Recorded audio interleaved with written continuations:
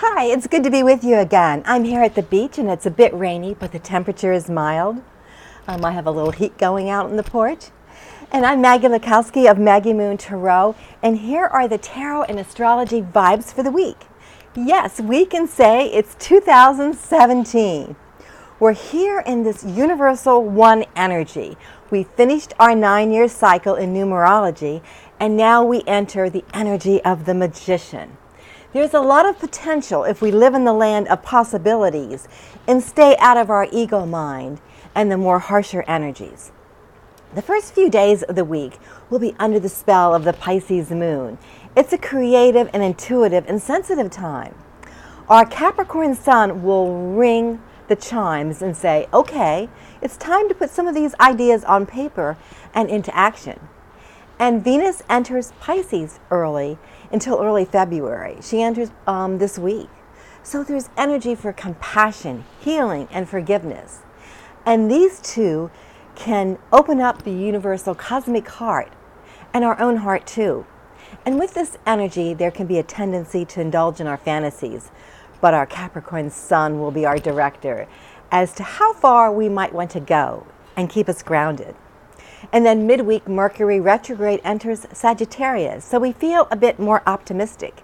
If there is something you want to start or plan, give it a second look to be sure.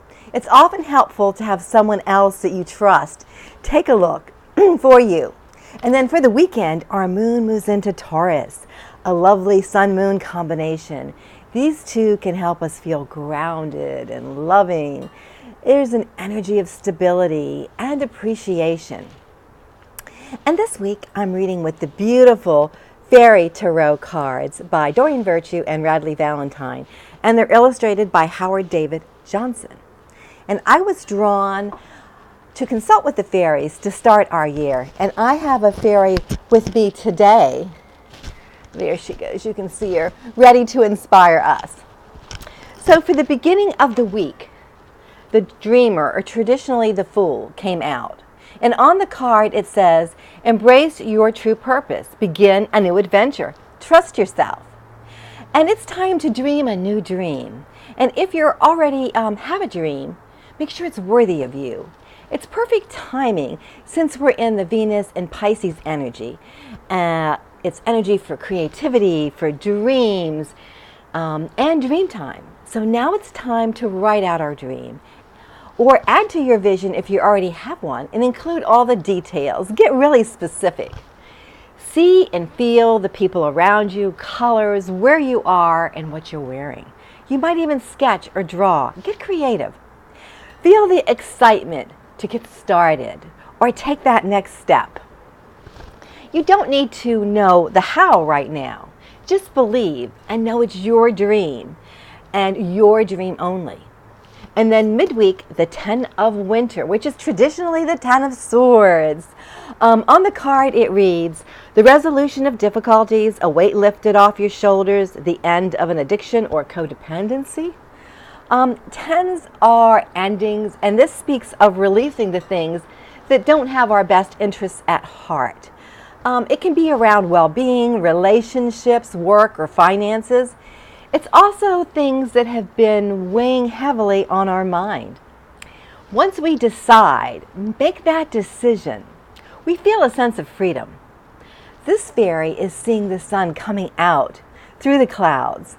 And sometimes when I make that decision, personally, I might just stand up and stamp my foot and declare it to be so, or turn on some music and dance it out of my mind and my body.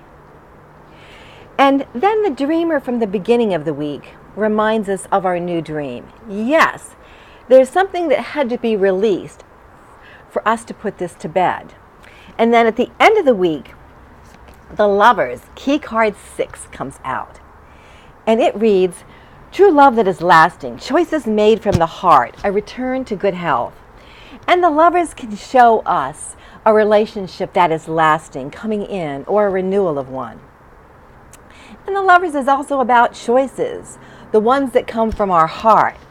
And I have heard from many clients lately that they're changing up their personal lives, businesses, or new ventures, attracting and desiring how they want it to be, look like, and feel. It doesn't need to look like what anyone else thinks. It has to feel good to you, just like the clothes we wear.